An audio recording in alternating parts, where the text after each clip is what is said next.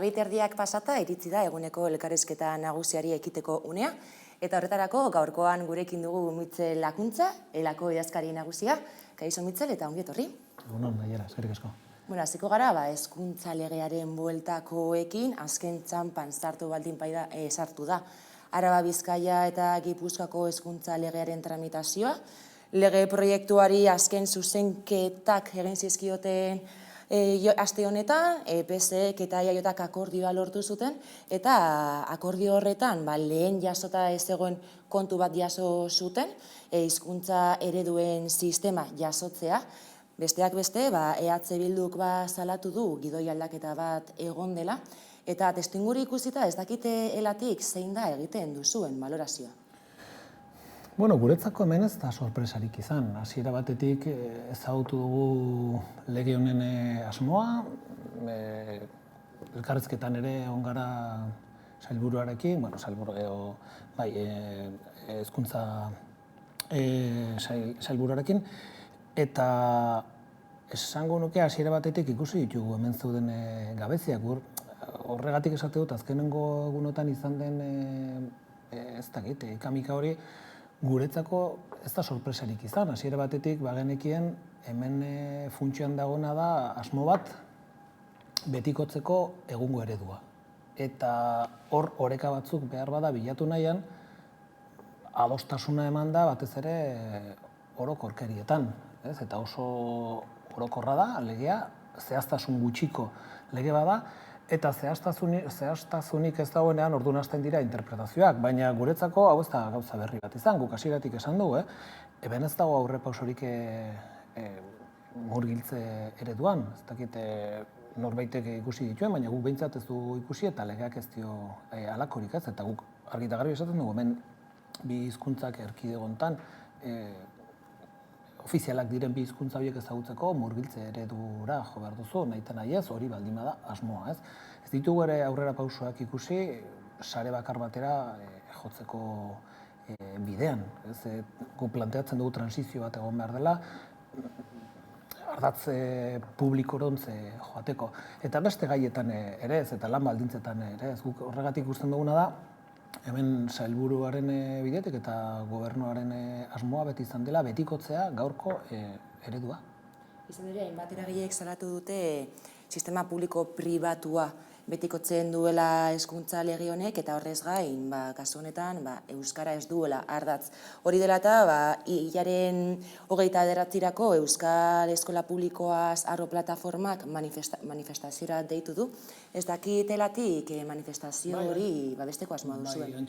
Hantxe egongo gara, egokia iruditzen zaigu aldarria, eta gure aldarriekin bat egiten dugu, eta hantxe egongo gara. Bestetik euskaraz Donostiako epaitegietan hasi zen atzo administrazioaren lanpostuak egonkortzeko prozesu biren euskararen eskakizunaren aurkako epaiketa zein da egoera? Hemen nik uste dut euskararen egoerataz hitz egiten dugunean gure ustez bi arazo nagusi dauzkagu, bi tamalez askoz gehiago dira, badakit, baina instituzioetaz hitz egiten dugunean guretzako bi dira arazo nagusiak. Eta bat da, gaur egungo estatus juridikoak ez duela bermatzen euskararen edapena eta euskararen normalizazioa hainbat arloetan hori ikusten da, halako epaiak datozenean, eta edonork, normalean UGT eta sindikatuaren UGT eta komisionesen bidetik etortzen dira helegite horiek, ez baian jartzeko, edozein udaletxeak hartu dituen erabakiak euskararen normalizazioan, ez? Orduan, gaur egungo estatus juridiko honek ez dauka inongo bermerik udaletxeei eta instituzio batzuei bidea emateko normalizazio horretan. Hori da bat, ez? Eta ikusten dugun bigarren kontua da ere, batez ere Eusko Jaurlaritzari egiten diogun kritika bada, ez dagoela ausardi politika bat aurrera joateko. Eta hori ikusten da, beste beste, oraintxe hitz egin dugun hezkuntza lege horretan, ez dago asmorik horretan gehiago aurreratzeko, ez? Orduan, marko horretan mugitzen da gaur euskararen egoera, eta hor daude besteak beste, dauzkagun mugak, ez? Eta gure ustez hemen hein handi batean ere konponbidea etorri behar da presio sozialetik. Kontseiluak dituta dauka manifestazio bat, gure ustez manifestazio hori oso garrantzitsua da, erdigunean jartzeko ze egoeretan gauden euskararekin. Amiantoa hitz egingo dugu orain, atzoko egunean albiste batzuk izan genituen amiantorekin lotuta, besteak beste, amiantoren biktima baten familiari 150.000 euro baino gehiago ordaintzera zigortu dituzte Sidenor eta Kofi Bakasa. Horrez gain, Madrilgo gobernuak amiantoren funtsa ez duela indarrean sartu oraindik, eta bestetik Jaurlaritzako laneko sailburu ordeak argitu zuen osalanek eta ikuskaritzak Beasaingo kafeko amiantoren kasuarekin jardun zutela, jakin bezain laster. Hiru albiste hauek entzunda zer duzu esaterik? Asko eta amiantotaz hitz egiten dugunean oso gai latzetaz hitz egiten dugunean, ez oso sufrimendu asko dagoelako horren bueltan. Zuk aipatu duzu irabazitako sententzia bat ez dia bide erraxak izaten. Asko kostatzen da eta enpresak normalean jotzen dugunean epaitegietara eta hori salatzen dugunean oztopo guztia jartzen dituzten aurrera egin ez dezagun, ez. Eta hori esateaz gain, diote enpresen oposizio edo blokeo horretaz hitz egiteaz gain, hemen badago ere hartura instituzional bat, zuk aipatu duzu, ez? Hemen badago eta onartuta dago Espainiako parlamentuan lege bat amiantoren, fondo bat amiantoren bueltan desamintazioa egiteko, eta beste behin ere ikusten duguna da, hori ez dela martxan jartzen, eta eskasa zela, esan gu ere garaian hori aztertu genuenean, ikusten genuen, hemen asmo ona da, baina funtsa oso eskasa da egiteko hemen egin beharko genukena, ez? Eta amiantorekin gainera pasatzen dena da, horrek duen uzten dituen ondorioak urtetara ikusten direla, orain kafen zuk aipatu duzun bezala, ikusten ari garen bezala. Ez kafen ze gertatu da? Kafeko nabe batean eman ziren, atea ziren adierazle batzuk oso altuak amiantoarekiko, eta enpresa planteatzen zuena zen jarraitzea lanean, eta guk esan genuen, kuidao, kontuz, aztertu behar da lantegi osoa, langile guztiak barne hartuta, langile zuzenean kontratutako eta azpikontratako langileak, eta eskatu genituen beste neurketa batzuk egitea, eta aurreikusi zen beste nabetan ere bai, ematen ari zela adierazle txarroiek, ez, eta horrek azkenean, albidetzen, albidetu zuen gelditzea enpresa, baina agerian uzten du berriz ere, enpresaren asmoa ze izaten da alako gaiak kudeatu berri denean, beti lehenestea produkzioa osasunaren gainetik gehienetan. Bestetik, Mitzel, Glabistak 240 langile kaleratzeko espedientea aurkeztu du joan den astean, bestalde Mekanerreko enpresak itxiera iragarri du eta 248 langile kaleratzea izango du ondorio, zer egin daiteke itxiera hauen aurrean eta kaleratze hauen aurrean, zer egin daiteke? Bai, hemen itxiera hitz egiten ari gara, jatorria esango nuke ezberdina dela, baina bietan ikusten dena da badagoela aukera bat enpresa horiek produkzioarekin jarraitzeko. Osea, esan dut ez dago itxiera bat, hemen objetiboki hau itxi behar da, ez dagoelako eskaerarik edo dena delakoa, ez. Hemen Glabistaren egoera lotuta dago multinazional baten posizioarekin, ez duelako saldu nahi, hor dauden terrenoak, eta horrek oztopatzen du, hori, badago inbertsore bat, hortan sartu nahi duena, baina esatu daizu, guk ez dizuegu salduko, ez? Eta orduan, geratzen zaiguna da, presioa instituzionala ere bai, borroka sindikalaz ari gara, baina deitzen dugu ere bai Eusko Jaurlaritza hitz egitea gauza horietaz eta presioa ere enpresa horren gainean jartzeko. Eta gero hau ere lotuta dago Mekanerren egoerarekin bezala, Mekaner enpresa rentablea da, baina erabakitzen dute ixtea, ez, halako enpresa batek erabakitzen duelako, ez. Eta egun lan erreformarekin, hain ona zen lan erreformarekin, saldu ziguten lan erreforma horrek ezin du ezer egin halako egoeren aurrean, ez. Eta guk horregatik kritikatu genuen, hemen behar da lege bat oztopatzeko eta zailtasun guztia jartzeko halako enpresei. Bestela geratzen zaiguna da borroka sindikala zailtasun guztiekin, Gainera Mekarreren kasuan, lege reformak zehazten du 6 hilabete horiek igaro arte, enpresak ez duela zertan batzordearekin bildu behar, eta horrek modu batean edo langilei kalte egin aldiez, ez dekote elkarrizketarako modu bat. Eta batez ere asmoa oso garbi uzten duela zertara doazen eta determinazio oso zuzena dutela, ez? Eta, konfiatu behar dugu, geratzen zaigun azkenengo karta horretan, ez? Da gure presioa eta borroka sindikal horretan.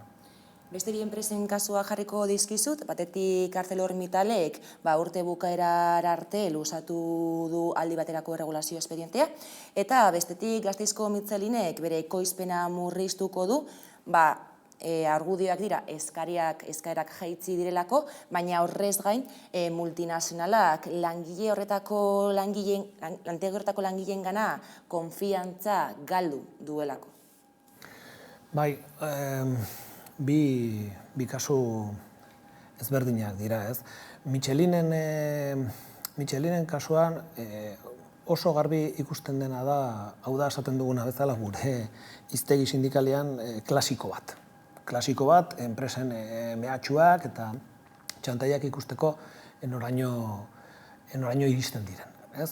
Eta hemen gogoratu behar da, Gasteizko lantegia talde baten barruan dagoela, estatuko beste hainbat enpresekin, eta hor negoziatzen direla beraien lan baldintzak.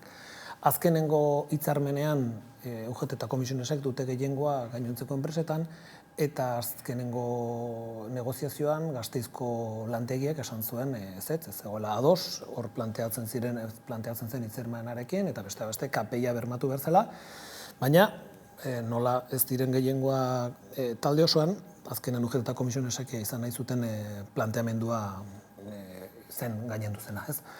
Eta orduan zer esate dut, guk hemen erabaki nahi dugu, hemen bizi gara eta gure lan baldintzak hemen erabaki behar dira, eta hori da, okeraz panaiz, bihar eta astelenean bozkatuko dela enpresa horretan, ez? Eta hori da, zuzenean jasotzen duten erantzuna, ez? Konfiantza falta, mehatxua, eta behar enpresa hauek jokatzen duten egiten bezala eskaerekin eta lankargekin, eta beti izateitu halako presioak, Volkswagen, Mercedes, zenbat eta handiago, gero eta ikusgarriagoa izaten da txantaia. Eta Arcelorren kasuan, horre gertatzen dena da, ereak, normalean erteak, kasuntan, lotuta daude egoera kojunturalei aurre egiteko. Hau ez egiten dute, azkenengo mal urtetan, kasi urtero egin dituzte alako erteak, eta badago hori modus operandi bat kojunturala izan beharko lukena, strukturala bihurtzeko. Eta kasu honetan ere bai, Arcelorren, UGT, Komisionesek eta USOk oniritzia ematen diote enpresari, eta hau da gehiengo langilei ezartzen zaiena. Urkulluk azken hilabetean sindikatuen kontra jo du, batez ere elaren kontra boterea zaretela, adierazi du Urkulluk. Bai, nahiko adierazgarria da, ematen du orain deskubritu duela, baina bait sindikatua ezagutzen baldin bada, ezaugarri horregatik ezagutzen da, hori ez da berria. Baina behar bada, Urkulluk duen arazoa, gu esaten dugu bezala, gauza esateituen gauzen artean esaten du ere bai, nonbait ere, eraiki digula egonezin sozial artifizial bat. Eta guk ikusten duguna realitatea eta ikusten duguna haserre soziala da, haserre sozial hori, ikusten dugu oso erreala dela, ez dauka ezer artifizialik, ez? Eta lehendakariak hemen zer egiten du? Desbideratzen du kasu honetan arreta, arazo horietaz hitz egin ez dezagun, eta lehendakarientzat arazoak ez dira izaten, hain zuzen ere arazo sozial horiek, baizik eta arazo horien kontra antolatzen garenok. Ikusgarritasuna ematen diogulako arazo horiek, baina arazoak hor daude, guk ikusgarritasuna ematen diogu, eta zerbait gehiago eta importanteago, konpontzeko bidean jartzen dugu hainbat sektoretan greben bitartez etortzen direlako lorpenak, ez? Eta oso ikusgarria da, ez dute kurso hau hasi denetik, doan tokira doala, gure kontra egiten duela, greben kontra egiten duela, eta esaten duela hemen ez dakizen bat konspirazio dauden, beste errealitate bat, marrazteko errealitatea, begibistan da. Eta hau ez da elak asmatutako realitate bat. Jendeari galdetzen zaionean hitz egiten du osakidetzari buruz, hitz egiten du etxe bizitzari buruz, hitz egiten du ere bai pobreziari buruz, eta Eusko Jaurlaritzak berak ere dauzkan inkestetan eta ikerketetan ikusten dena da, herri honetan, kasu honetan, Euskal Autonomia Erkidegoan, pobreziak gora egin duela 2,5 puntu azkenengo 2 urtetan. Eta orduan, nik uste dut lehendakari pasen zaiola da, egun oso baldin bat zaude inguratuta enpresarioz, enpresa handiko zuzendariaz eta halako jendetaz, azkenean bukatzen duzu beraie bezala hizketan. Eta hori da, inondi batean pasatzen zaiona, errealitatetik deskonektatuta dagoela. Urriaren 25ean sektore publikoak greba izango du Araba, Bizkaia eta Gipuzkoan, eta egun horren bezperan hezkuntza publikoan ere grebara deitu duzue, baina labek ez du grebaldi hori babestu. Bai, gure ustez labek zaila du azaltzea zergatik ez duan greba horretara, salbuespen bakarra delako, greba dauzkagu zerbitzu publikoetan, greba dauzkagu unibertsitate publikoan, greba dauzkagu ere bai, kasu honetan, irakaskuntza publikoan. Eta hemen ze pasatzen da, labek akordio bat duela, akordio bat egin zuela gutxiengoan, beste talde batekin, interino taldea, Eusko Jaurlaritzarekin. Eta akordio hori guretzako oso eskasa da. Gutxiengoan egindako akordio da, baina gainera eskasa da. Eta ez ditu gaur egun hezkuntza publikoan dauden arazoi heltzen. Orduan, sektorean zer ikusten du dagoela, haserre bat, agonezin bat, konponbideak behar dituela, eta labek kasutan arazoa dauka, akordioa sinatuta dauka, eta ezin du akordio horren kontra jo, baina arazoak hor daude. Eta zer pasatzen eta zerbitzu publikotan oroar eta hezkuntzan edo osakidetzan, azkenengo hamarkadan 20% galdu dutela erosalmenean. Behin-behinekotasuna 59an dagoela. Eta planteatzen diren opeak, landialdiak oso eskasak dira, eta kasu batzutan, sektore batzuten, langile, behin-behineko dauden lauetatik 3 ez dira sartuko ope horietan. Eta gero daude lankargak, eta daude planifikazio falta ikaragarria. Orduan horrek normala denez haserre bat sortzen du jende askorengan.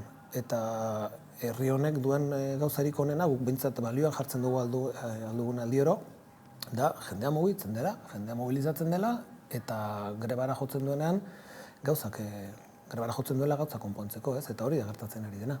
Eta grebez, azaroaren 30-erako greba orokor feministara deitu da, elak deialdi hori babestu du, zain sistema publiko komunitario baten alde, greba batzordeak antolatuko dira lantokietan, imaginatzen dut dagoeneko lanean zaudetela, zela handoa. Bai, beroketa lanetan, nik uste dut hor gaudela, greba orokor bat antolatzea, bat erraxa lan ikaragarria dago, militante asko inplikatzen dira, erabaki asko hartu behar dira, eta erabaki asko gainera eragile eta lagun askoren artean. Eta esango nuke hor gaudela, eta guk beti balio emana izan diogu greba honi. Hein handi batean ere lotuta dagoelako gure eguneroko borrokaekin. Hemen Bizkaian ez dela inbeste greba sektorial bat egin genuen, residentziako langileekin, etxez-etxeko langileak ere bai grebatan daude, hainbat herrietan eta hainbat sektoretan, Gipuzkoan ere egon ginen, aste honetan Araban, residentzien greban gaude ere bai, eta gure ustez zaintza erdigunean jartzea beste da, hitz egitea zaintza profesionalizatu horietaz. Eta gaur esan behar dena da, hori instituzioetatik egin dena urteetan izan da privatizatzea eta ahalik eta lan baldintzarik okerrenak ezartzea. Gainera, joan den ikasturtean alduntze kolektibo bat egon zen, hainbat lan gatazka egon ziren, asko askatu ziren, hala ere oraindik batzuk askatu gabe daude, eta alduntze kolektiboaz gabiltzanean, batez ere sektore feminizatuetan eman zen alduntze hori, eta, aipatu duzu, ezta? Aste honetan bat artean, Arabako saregoitzetan greban daudela, nola doa egoera? Ostalaritza ere, atzo bertan hemen, Bizkaian, beste sektore feminizatu bat, hein handi batean. Nola doan negoziazioa blokeatuta dago. blokatu. Nafarroan ere egoera berdina dugu, eta gure esperientzia da gauza sektore feminizatutan tamalez akordio onak lortzeko gehiago sufritu behar dela. Hau errealitatea da. Eta esperientziako oso garbi uzten digu orain begiratzen badiogu pixka bat hitzarmenak sinatu diren, oso argi ikusten da, sinatu direnak sektore maskulinizatuak direla, sektore pribatuaz, ari naiz. Eta hemen geratzen zaiguna da, orain, hori erresidentziak, etxez-etxeko sektorea, ostalaritza, komerzioa, garbiketak, horiek geratzen dira, patronalak nahita blokeatzen dituelako. Patronalak nahita blokeatzen ditu eta horrek eskatzen duena sindikatu hori da ahalegin berezi bat, batez ere desblokeatzeko. Baina besteetan lortu dugun bezala, gu baikor gara, badakigulako azkenean grebak emate dituela bere fruituak eta batzutan greba batzuk luzeagoak izaten direla, sindikatuak nahi dugulako eta are gutxiago langileok, ez? Baizik eta enpresak hala erabakitzen dutelako, ez? Baina, esango nuke hor badagoela albiste hon bat, aurten bagoazela ustegen nutxuna baino greba sektore gehiagotan hitzarmenak lortzen eta ni baikor nago sektore horiekin ere bai. Enpresen etekinak metatzen joan diren heinean gainera langileria pobretzen joan da.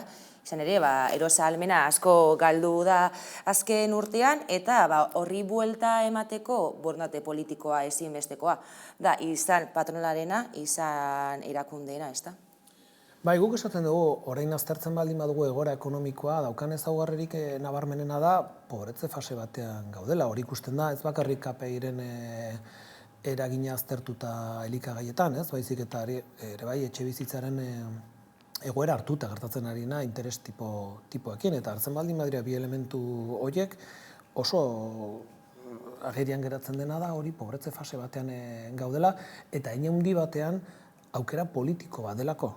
Hau oso garbi geratu da Europako Banko Zentralak egindako azkenengo adierazpenetan, esaten dutena da jarraituko dutela interes tipoak igotzen, rezesio bat bilatzen dutelako, eta langabezia igotzea nahi dutelako. Hau horrela esan dute. Eta bakarren batek esango du, baina, nola iteke hori? Hori da, pensatzen dutelako eta ondorioztatu dutelako, langabezia bajua denean, sindikatuok gaitasun handiago dugula jendea mugiarazteko eta soldata igoerak lortzeko. Baina soldata igoerak ez daude inflazioaren arrazoien artean. Espekulazioa eta enpresek lortzen dituzten etekinak dira. Eta urtetik urtera ikusten duguna, aztertzen ditugunean mundu ekonomikoan zagertatzen, ikusten duguna da enpresa handiek geota gehiago, marka guztiak hausten ari dela etekina lortzerakoan, ez? Eta testuinguru horretan, orduan, erreforma fiskala ezinbestekoa da gurean, fortuna handien zerga, ezta?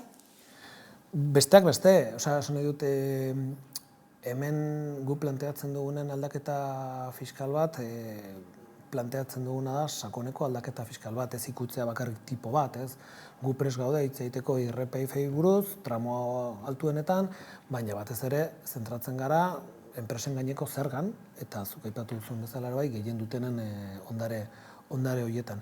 Eta hemen aztertzen baldin bada, garai batean orain dela gutxi egin genuen azterketa bat, ikusteko benetan enpresek zenbat ordaintzen duten. Enpresek lortzen dituzten etekin horietatik zenbat datorren gero ogasunetara. Eta hor ikusi genuena zen, batez besteko zazpian gaudela. Eta guk planteatzen duguna da, behintzat egon behar dela interes tipo minimo bat, gutxieneko tipo bat, 25%. Honek zer esan nahi du, irabazten dituzten 4 euroetatik, behintzat bat ogasunetara bideratu beharko luketela, baina begibistan da oso urruti gaudela errealitate horretatik.